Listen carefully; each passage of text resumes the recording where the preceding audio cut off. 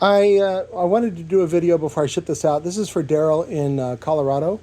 He had sent this in. This is the, what is this, the American-based one?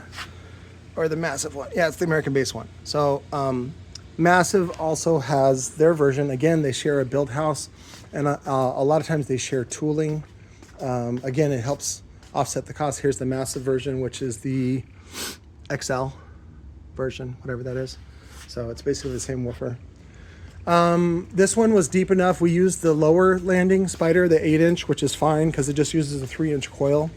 I went ahead and used the 8-layer copper coils that I have, which I'm also using in the, we're putting the Sunfire GONZO into production, which will be a version of this bad boy. That's a 10.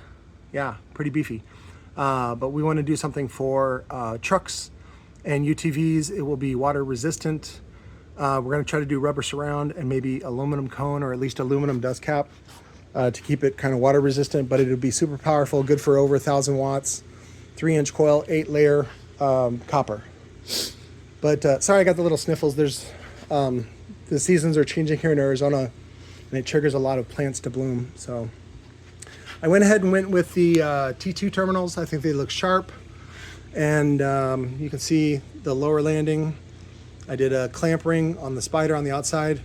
And did I test this already? I think I tested it already. And then we went with the matching 150 millimeter.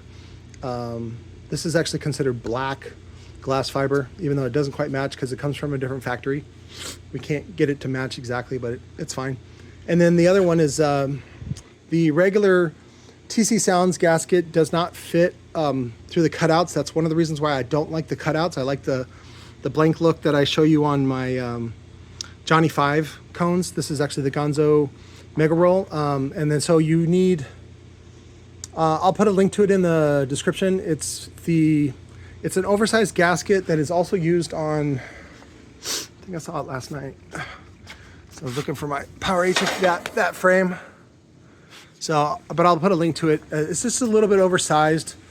I think it also works for some other brands, but I already bought some from Lord of Bass, and I want to put one on for Daryl, so it just kind of looks better. But we'll do some woofer porn here.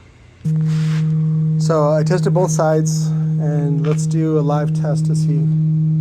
I don't like doing this one-handed, but at the same time, I'm watching the current meter. So I gotta add on, was it Petey in, I think it's Wisconsin?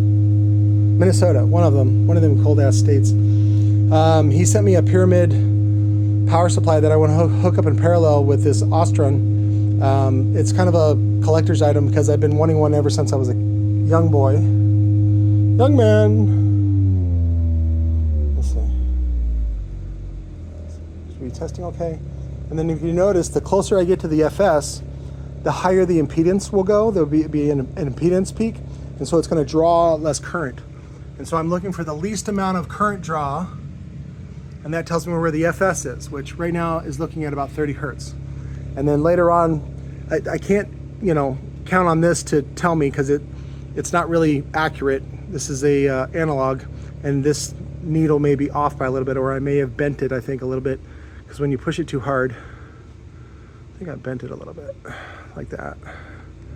So it may not be super accurate, but we'll test it doing the teal small parameters. So it looks pretty good, right around 30 or lower. Then you turn it up a little bit to where it starts to max out the current to get maximum excursion. I know it can do more than that, I just don't have enough juice. The Ostron typically gives about 25 amps constant, and then I think it's rated for 50 peak. But that's enough to break it in. And I'll let this run for, I don't know, sometimes I'll do emails. Oh, see, it ran out of juice. So the amp goes into protection for low voltage. The other way to adjust this is to go down in frequency so that it draws less current. There we go. And now we're at the bottom octave. And then I'll just let it run for a few minutes while I do some emails and come back. And then hopefully it doesn't vibrate and fall on the floor. All right, so I forgot about it many times. And I just kind of go, okay, that's good enough. Sometimes you will get a ticking noise or some rubbing as it moves to the end of the excursion, which it's not a terrible thing. It just means that that's when it's non-linear. So it actually is very common for it to not be very silent. Sometimes you can hear mechanical noise when you get out that far as well. I was really pushing it hard. So, but linear on this one should be about an inch, maybe an inch and a half, which is, it cleared, it was just fine. So let me lift this up, do the sweep. 28.26 on the FS. Oop, nope, sorry, don't do that. Oh, the FS dropped without. There you go, back to 27. Get the VAS on. Yep.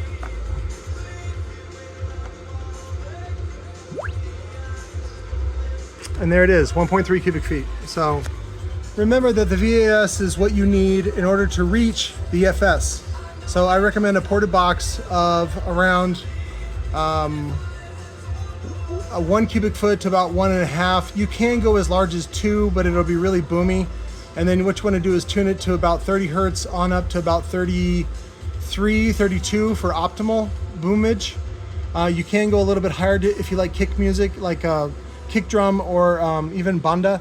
You want to port to about 36 on up to 40. No more than 40 though. Then it gets really kind of starts to act weird. So, oops, oh, knocked over a voice coil. But that's it for this one. Thanks, Daryl, for giving me the opportunity. Talk to you later, guys. Love you.